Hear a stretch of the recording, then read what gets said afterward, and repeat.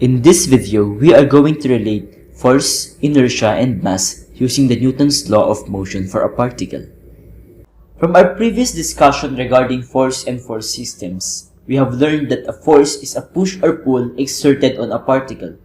The only part of a force system that will cause the motion of a body is the unbalanced force, or what we call as the resultant. If you haven't watched the video, or if you wish to recall the concepts that were discussed regarding the introduction of forces, resultant forces, the classification of forces, and even the characteristics of forces, the link is provided in the description of this video. What is a friction force? When one object slides over the surface of another, its motion is opposed by a retarding force that resists motion, and it is called friction. We may not see it, but it is very evident in our daily lives. Friction is the reason why rubbing two sticks together makes them hot and creates fire. It is also the reason behind every sound from stringed instruments like the violin. The sound is created by rubbing a horsehair bow against the strings of the violin. It is also the reason why we are able to walk across a surface without slipping. Why we are able to write on a piece of paper with a pencil or a pen. It is the reason why driving a car across the road surface is possible, and even jumping out of an airplane with a parachute. Friction force or frictional force is a tangential force on the surface that opposes the sliding of an object across an adjacent surface. It is always parallel to the surface and opposite in direction to its motion. We can also say that it is always collinear to the surface of contact or the point of contact of two objects.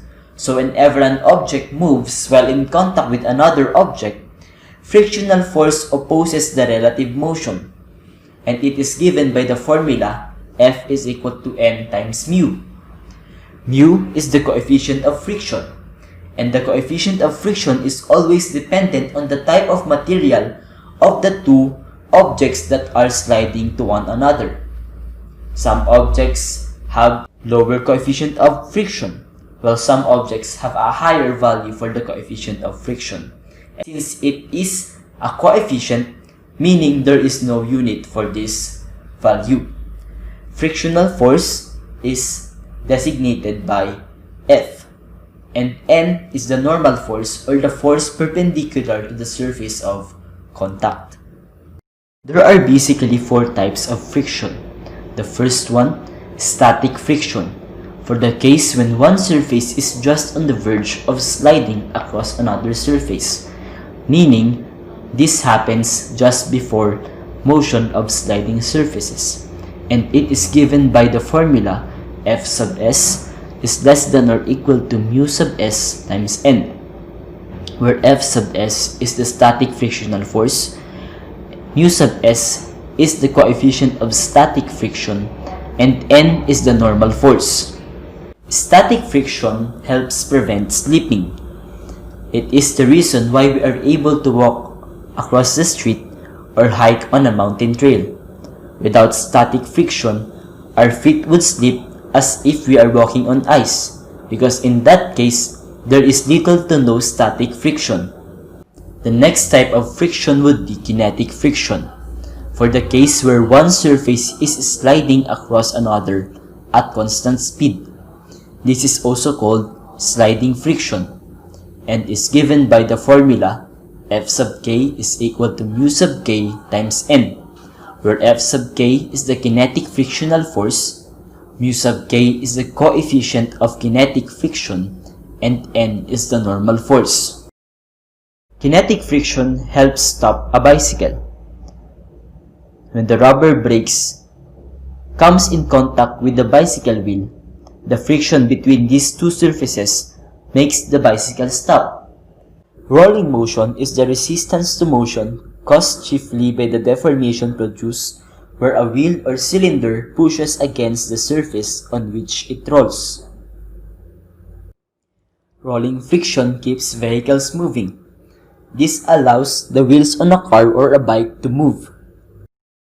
The last type of friction, fluid friction, is encountered by solid objects in passing through fluids and the frictional forces set up within liquids and gases in motion. Fluid friction occurs between the surface of the wing of a plane and the air layers above it, and this helps the plane to keep floating. Before proceeding with Newton's laws of motions for a particle, let us first define mass and inertia. Inertia is the property of a particle to offer resistance to a change in motion. Although all particles have inertia, they do not offer the same amount or degree of resistance. And this degree of resistance is measured by the mass, which is defined as the quantitative measure of a particle's inertia. Meaning, inertia, or an object's inertia, is directly proportional with an object's mass.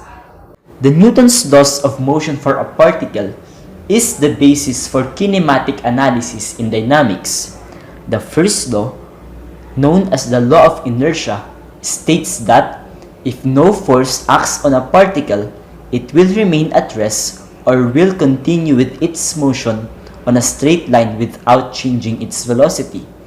In the picture shown, the roll of hay will continue to be at rest if there is no external force that will act on it. That is why we always say that a force is always the cause of motion, or a force is always the cause of the change in state of motion of an object. The second law of motion, also known as the law of acceleration, states that if a force will act on a particle, it will be accelerated. The direction of acceleration is the same with the direction of the force.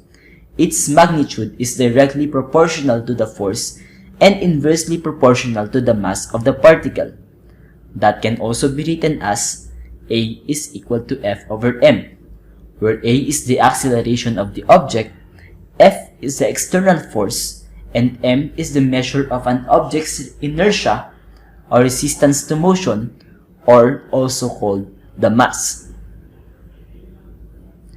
In some cases, F is not a single force. It is composed of many forces, or what we call force system, and F can also be written as summation of the forces, summation of external forces that acts on the object, which causes the motion.